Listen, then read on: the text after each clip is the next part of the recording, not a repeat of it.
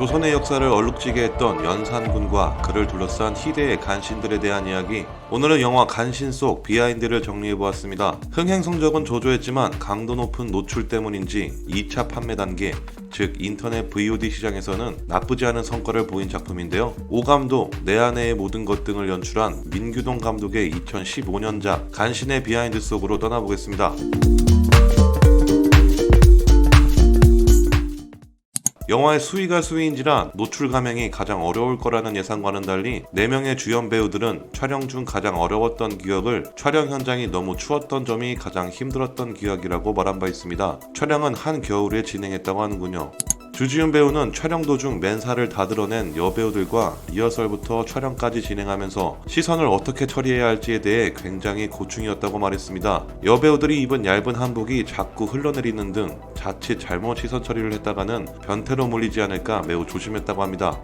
이유영 배우는 극중 설중매를 연기하기 위해 촬영 2달 전부터 무용과 춤, 소리를 배웠다고 합니다. 극중 설중매는 소리면 소리, 무용이면 무용, 다방면으로 뛰어난 기생이기 때문에 극중에서 최선을 다하기 위해 노력했다는군요. 극중 이유영 배우는 다리 사이로 수박을 깨는 장면을 연습하기 위해 홍시나 호박 등을 이용해 연습했다고 합니다. 그리고 이 장면에서 수박은 사전에 미리 쪼개놓고 찍은 장면이라고 합니다. 개인적으로 이유영 배우가 해당 영화 촬영 중 가장 어려운 장면이었다고 합니다. 건물을 추는 이 장면 속 임지연 배우는 들고 있는 검이 생각보다 너무 무거워서 촬영에 굉장히 힘들었다고 합니다. 왕의 마음을 사로잡기 위한 여자들의 수많은 수련법들 중 단전의 힘을 강화시키기 위해 얼음물을 이용한 장면이 있는데요. 촬영 중 얼음덩어리가 녹아 배에 통째로 떨어지는 에피소드가 있었습니다. 김강호 배우와 임지연 배우의 배드씬은 원래 시나리오 초안상에는 없는 씬이었다고 합니다. 영화가 시작되고 2달 뒤에 배드씬 촬영이 결정되었다고 합니다. 김강호 배우는 촬영 도중 노주전자에 들어있던 휘발유를 잘못 먹어 응급실에 실려가는 사고가 벌어졌다고 합니다. 다행히도 큰 부상은 모면했다고 하네요. 그리고 김강호 배우는 돼지와 함께 나오는 촬영 중 밤샘 촬영으로 인해 돼지들이 스트레스로 배변을 가리지 못하게 되자 극중 피와 배변물들이 섞여 피부에 닿고 그 결과로 피부병에 걸려 엄청 고생했다고 하네요. 이 돼지 피 장면은 제작비 문제로 한 벌에 촬영을 끝내야 했다고 하는데요. 만약 위치 조절에 실패하면 새로 분장하는 데만 4시간이 걸리고 세트를 닦는 데만 하루가 더 걸릴 수도 있었다고 하는군요. 김강호 배우는 연산군을 연기하기 위해 촬영 한 달 전부터 방을 따로 잡아 밖으로 나오지도 않고 연산군 연구에 임했다고 합니다. 또한 연산군의 심정을 이해해보기 위해 집을 나와 혼자 생활했다고 하는데요. 밤새 시를 짓고 그림을 그리다가 술에 취해 아침에 잠들어 보기도 했는데 더는 못할 짓이었다고 전한 바 있습니다. 영화 간신은 연산군을 다룬 역대 5번째 영화입니다. 앞선 4작품은 1962년, 87년 연산군, 88년 연산일기, 2005년 왕의 남자입니다. 극중 배경이 되는 대부분의 세트는 남양주시 조안면 삼보리에 위치한 남양주 종합촬영소에서 촬영했습니다. 배우 이유영과 임지연 배우는 같은 학교인 한국예술종합학교 선후배사입니다. 참고로 이유영 배우는 10학번으로 박소담, 김고은 배우와 동기입니다. 본 영화는 임지연 배우의 2번째 파격 노출작입니다. 첫 번째 영화는 임지연 배우의 데뷔작 인간 중독입니다. 영화 속 차지연 배우는 마지막 임지연 배우와 이유영 배우의 열심히 사랑하는 장면에서 시간상으로는 1초 정도가 나오는데 이 장면을 찍기 위해 8시간이나 앉아 있었다고 합니다.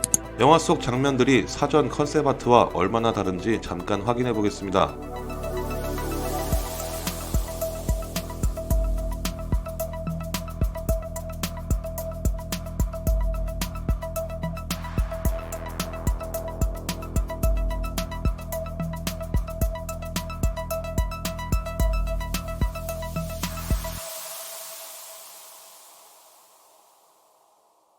채용사에 의해 잡혀온 여자들이 혹독한 시련을 거친 끝에 왕의 눈에 들어 선택받은 여인을 흥청이라고 표현했다고 하는데요. 이후 여색에 빠져 국정을 망친 상황을 흥청망청이라고 사람들 사이에 퍼지기 시작했고 이는 오늘날 흥청망청이라는 단어의 유래이기도 합니다.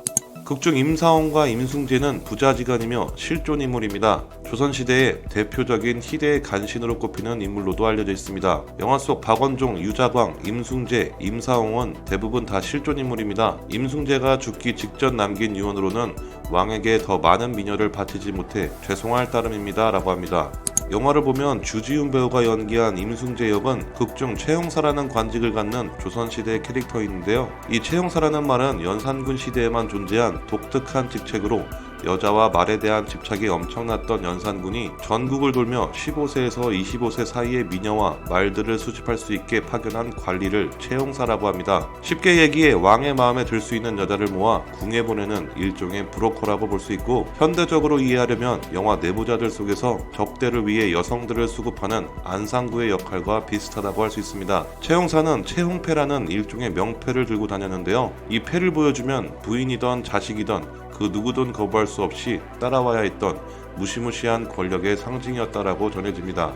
우리에게 연산군은 그야말로 여색에 빠진 광기의 폭군으로만 알려져 있지만, 연산군은 천재적인 예술 기질을 갖고 있는 예술가적인 면모도 갖고 있다고 합니다. 그림은 물론 무예부터 시작해 시를 짓는 데까지 여태껏 우리가 알고 있는 연산군의 이미지와는 다른 또 다른 면도 있었던 것으로 전해집니다. 본 영화는 감독판과 극장판 두 가지 버전으로 나뉘어져 있습니다. 대체로 영화를 본 사람들 사이에서는 감독판을 더 높이 평가한다고 전해지지만, 두 버전 모두 선정적이고 잔혹한 장면이 많이 나와 호불호가 많이 갈리는 작품입니다. 영화 간신은 일본과 중국으로 각각 수출되었는데, 일본 수출은 배덕의 왕궁, 중국은 간신이라는 작품명으로 수출되었습니다.